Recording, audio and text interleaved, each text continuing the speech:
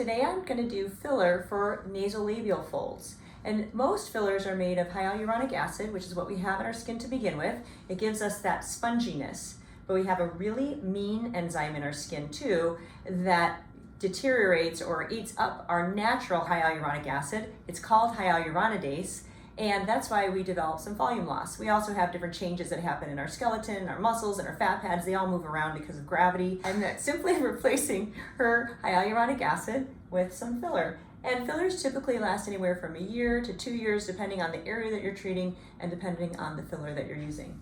So I personally like to use a cannula. So I've already put some numbing right here. You can kind of see a little blanched area with some lidocaine. Can you feel here? I'm going to say no. 1, 2, 3. Boom, boom.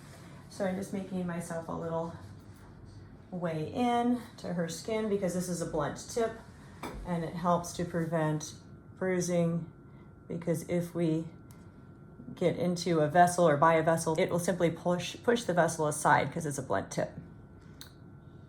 But you need a way into the skin, and you can see me travel. You okay? Mm-hmm. Perfect. I know, it feels great, doesn't it? So easy. All right. I like doing it this way, especially in this area, because there's a facial artery that is usually very sneaky. It twists and you just never really know. I mean, you do know where you find it, but sometimes it's twisty, and I don't want to get into that vessel when I'm doing nasolabial folds. So I love to use a cannula. You okay? Mm-hmm. So cute. Easy. It's like I didn't feel it at all. Okay. So turn a little for me so you can see how pretty that is.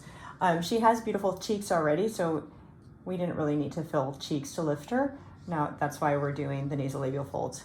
I always like to assess from all the way up here, because if she needed some cheek to lift those, that's where I would start.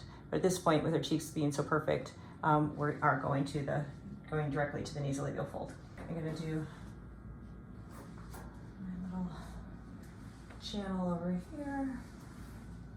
Okay, ready, 1, 2, 3, boom, boom, perfect. So this, like I said, it helps prevent complications, but it also helps prevent bruising. Ready? Here we go. You kind of see my cannula under there.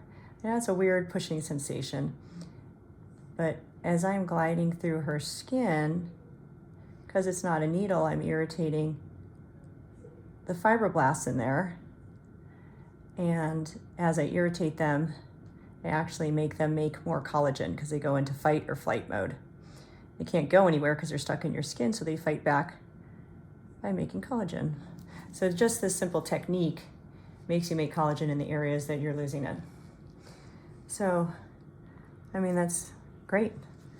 Oh no, I mean, I think I did a really good job. So, I'll probably come back here. Let's go back to the other side just for a second. And again, to have this little spot right here is great, this little channel, because instead of poking her again, I'm just gonna go in through my channel. Turn away from me. And there's lidocaine in these fillers, so she probably doesn't even feel this like she did the first time. And you could see it just plump up. So easy, and she can go back to work and nobody's gonna be the wiser. This little spot's gonna heal up in the next hour or so. This little area, that white little area around it, is the lidocaine with epinephrine there. So that's gonna go away in about an hour, and nobody's gonna be the wiser of what we did.